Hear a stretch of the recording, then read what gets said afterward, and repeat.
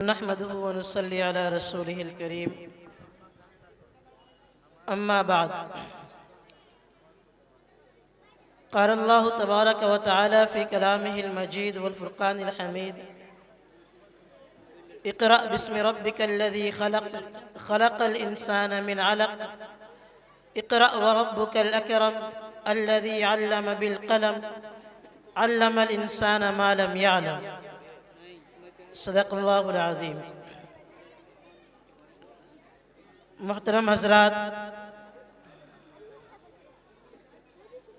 یہ جو آیت کریمہ میں نے تلاوت کی ہے، یہ قرآن مجید کی سب سے پہلی نازل ہونے والی آیتیں ہیں، اور ان آیتوں میں جو سب سے پہلا لفظ استعمال کیا گیا ہے وہ اقرأ کا لفظ استعمال کیا گیا ہے۔ اس سورت کی شروعات ہی ہوتی ہے، بلکہ ہمارے نبی کریم صلی اللہ علیہ وسلم کو جب اللہ تعالیٰ نے نبوت سے سرفراز فرمایا تو اس کی شروعات لفظ اقرأ سے ہوئی۔ سب سے پہلے حکم دیا گیا کہ پڑھو، اور پڑھنے کا جو خطاب ہے یہ آپ صلی اللہ علیہ وسلم کی ذات کے ساتھ خاص نہیں تھا، بلکہ آپ صلی اللہ علیہ وسلم کی جو شان تھی اور آپ کا جو وصف تھا وہ امی ہونا تھا۔ عموماً جو چیز عام لوگوں کے لیے برائی کا ذریعہ سمجھی جاتی تھی، اس صفت ذم کو اللہ تعالیٰ نے اپنے نبی کریم صلی اللہ علیہ وسلم کے لیے صفت مدح بنا دیا۔ تو یہ جو لفظ اقرأ ہے، اس کے مخاطب کون لوگ ہیں؟ تو ظاہر سی بات ہے اس کے مخاطب آپ صلی اللہ علیہ وسلم کو ماننے والے وہ تمام لوگ جو شروع زمانے میں تھے اور وہ لوگ جو اب موجود ہیں، یہ سب کے سب اس کے مخاطب ہیں۔ ہمارے موجودہ معاشرے میں ایک بڑا اہم سوال یہ پیدا ہوتا ہے کہ ہم بچوں کو پڑھانا چاہتے ہیں لیکن بچے پڑھتے نہیں ہیں۔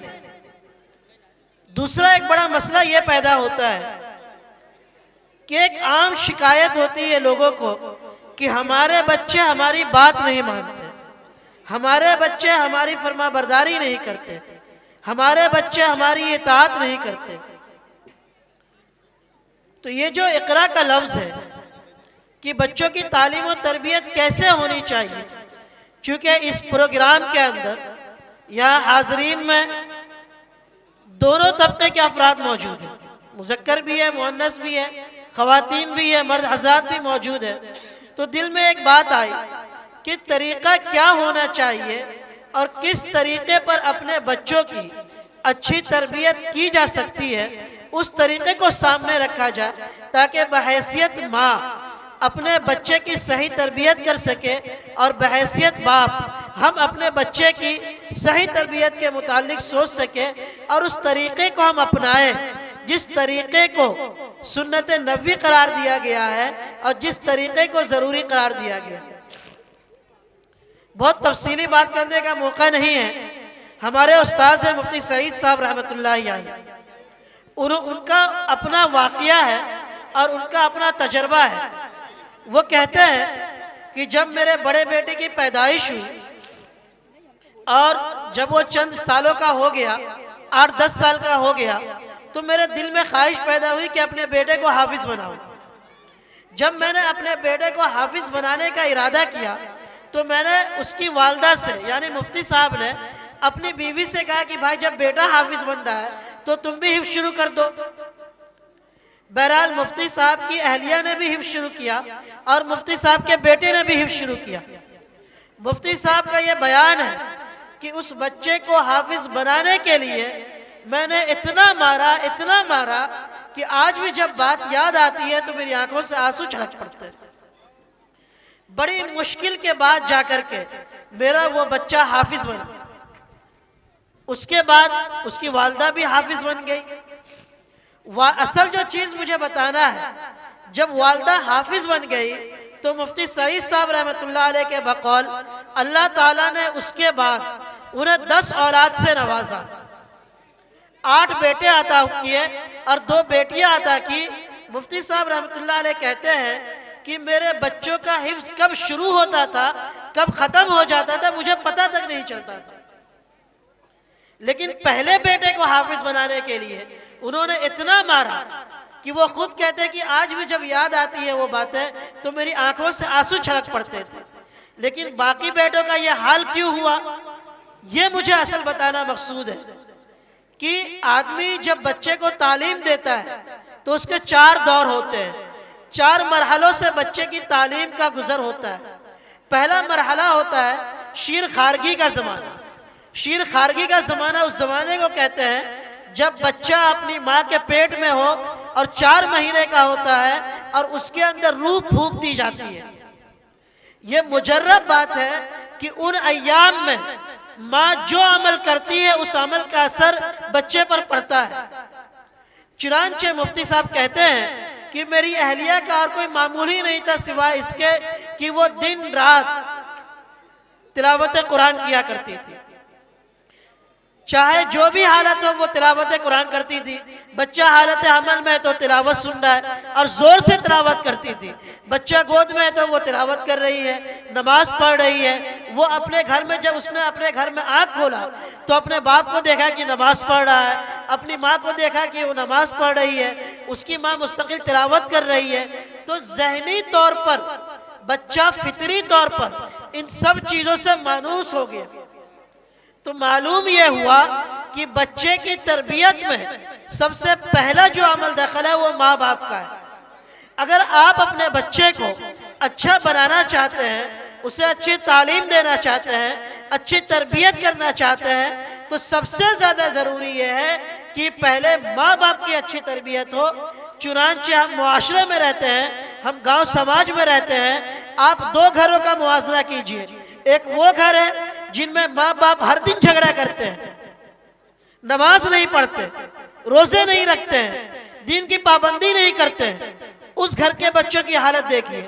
اس کے بالمقابل دوسرا وہ گھر ہے جس میں ماں بھی نماز پڑھتی ہے، باپ بھی نمازی ہے، تلاوت بھی ہوتی ہے، گالم گلوچ نہیں ہوتا، آپسی جھگڑا نہیں ہوتا، کچھ بھی نہیں ہوتا ہے، بات بگڑتی ہے تو بیٹھ کر سلجھا لیا جاتا ہے۔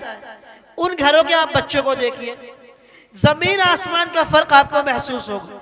یہ جو زمین آسمان کا فرق ہے یہ صرف اس وجہ سے ہے چونکہ ماں باپ کے ذمہ ہے کہ وہ بچے کی تربیت کرے، اور بچے کی تربیت اسی وقت اچھی ہو سکتی ہے جب خود ماں باپ ان چیزوں پر اچھے سے عمل کرے۔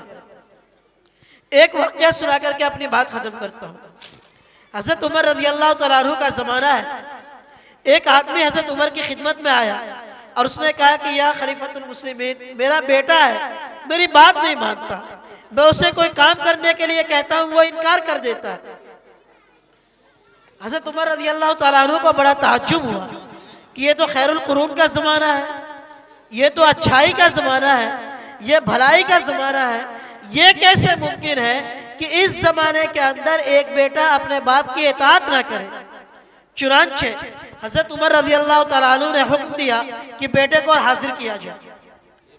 21 سال کا نوجوان خوبصورت سا حضرت عمر رضی اللہ تعالیٰ عنہ کی خدمت میں لایا گیا۔ جب اسے پیش کیا گیا تو حضرت عمر رضی اللہ تعالیٰ عنہ نے سوال کیا کہ یہ کون ہے؟ تو اس بچے نے جواب دیا، اس نوجوان نے جواب دیا کہ یہ میرے والد ہیں۔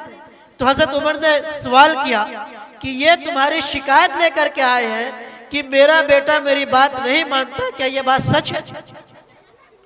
اس بچے نے جواب دیا کہ حضرت یہ بالکل سچ ہے، یہ سچ ہے کہ میں اپنے باپ کی بات نہیں مانتا۔ تو حضرت عمر رضی اللہ تعالیٰ عنہ نے اس سے کہا کہ تمہیں معلوم ہے کہ باپ کی اطاعت کرنا یہ قرآن کا حکم ہے، یہ نبی کریم صلی اللہ علیہ وسلم کا حکم ہے، اور یہ باپ کا حق ہے کہ بیٹا اس کی اطاعت کرے۔